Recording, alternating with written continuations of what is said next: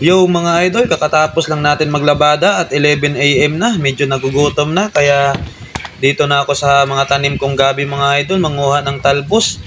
Kasi ito lang talaga yung mabilis lutuin. Kasi kahapon talbos ng kamote din ako, ngayon gabi naman. Gagataan lang natin yan mga idol at lagyan ng sardinas, okay na yan. Isang kulo, okay na.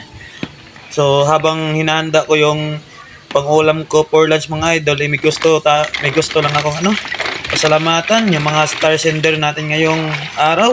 Yan, shout out kay Ma'am Lynn La Chica Tapalya. Ma'am, thank you talaga sa patuloy mong suporta sa akin sa araw-araw mong patala. Ganon din kay Ma'am Emily Tropa Masula. Ma'am, thank you talaga.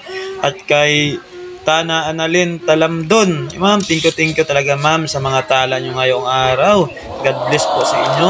God bless sa pamilya mo at sana more blessing na papasok sa pamilya ninyo and good health na lang at walang problema na darating sa buhay nyo. Basta thank you sa ulit mga idol at ito na nga mga idol, bumalat na ako ng niyog para panggata.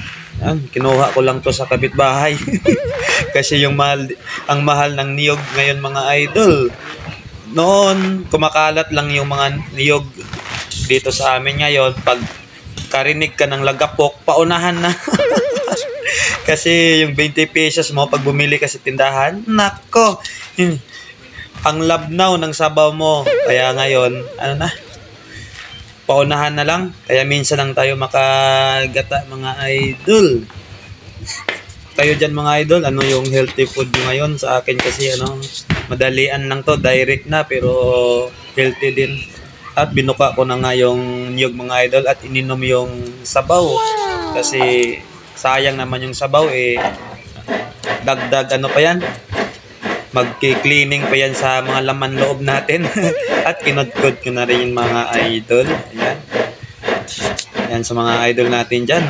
Wag kayong magpapagutom. Mahirap magka-ulcer. Huwag nyo problemahan yung mga ulam dyan. Yung iba kasi hindi kumakain pag walang ulam. Nako, masanay kayo. Hindi makakain pag walang pera. Ako, diskarte lang yan. Lumabas kayo ng bahay ninyo. Mag-ikot-ikot dyan.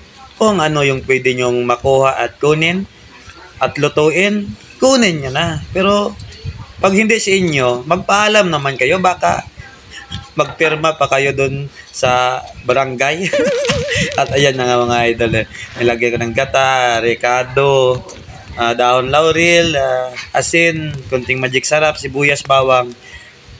At direct na yan mga idol. Isang kulo lang yan. At ayan na mga idol. At pagkulo mga idol, nilagay na natin ang ating sardines. Yan. Isang sardinas lang yan.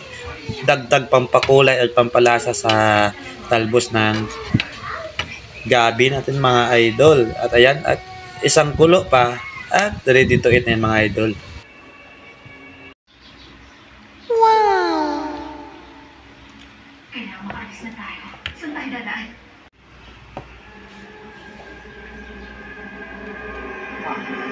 Lunch mga idol, lunch. May bisita tayo. Si Dudoy Rolen from Tina. Lunch.